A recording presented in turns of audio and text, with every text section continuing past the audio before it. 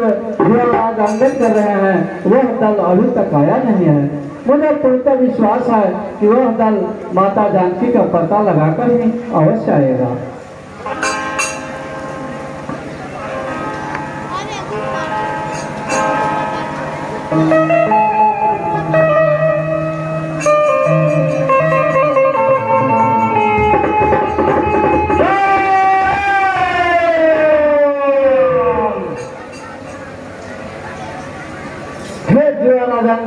हे हनुमान, क्या हुआ?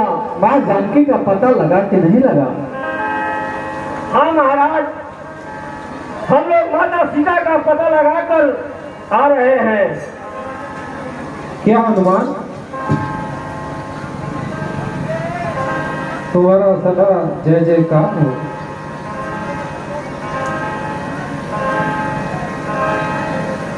कल्याण हो।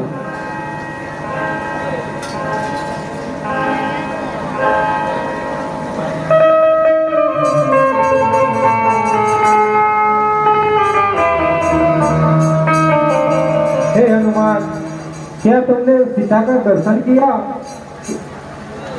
हाँ प्रभु, उन्होंने आपके लिए निशानी के तौर पर चूड़ामणि दिया है और कहा यह दिखाना हनुमान उन्हें विश्वास हो जाएगा।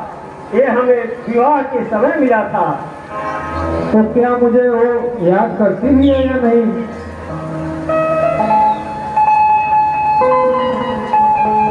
प्रभु, आप पूछ रहे हैं कि माता आपको याद करती है या नहीं?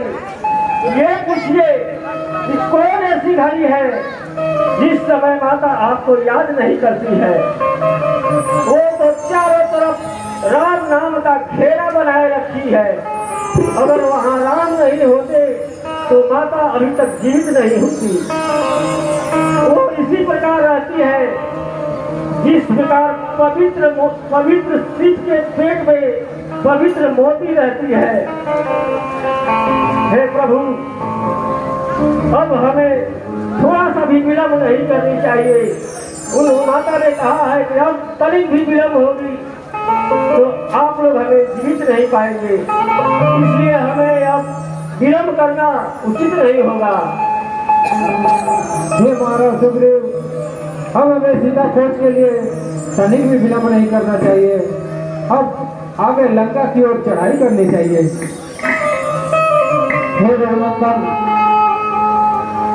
इससे पहले मेरा विचार है कि क्यों न एक शांति दूत भेजा जाए। अवश्य, परंतु शांति दूत बनाकर किसे भेजा जाए, प्रश्न ये उठता है। राघव, मेरे विचार से जुआराज अंगद को शांति दूत बनाकर भेजा जाए, ताकि जुआराज अंगद बल और बुद्धि में बड़े ही विद्वान हैं। अगर बार बार एक ही व्यक्ति को भेजा जाएगा तो दुश्मन दल जान जाएगा कि वहाँ दूसरा कोई बलवान भी नहीं है। मेरे विचार से जुआराज अंगद को शांति दूत बनाकर भेजा जाए। आपकी क्या सहमति है? हे युवराज अंगद, क्या तुम इस बात से सहमत हो? हाँ प्रभु। तो फिर जाओ लंका और रावण से बोलो, यदि सीता सहित हमारी शरण में आ जाए तो लंका महाविनाश से बच सकती है। आप मुसलमान शांति दूत का पहला कर सकते हैं। जैसी आज्ञा प्रभु। Terima kasih.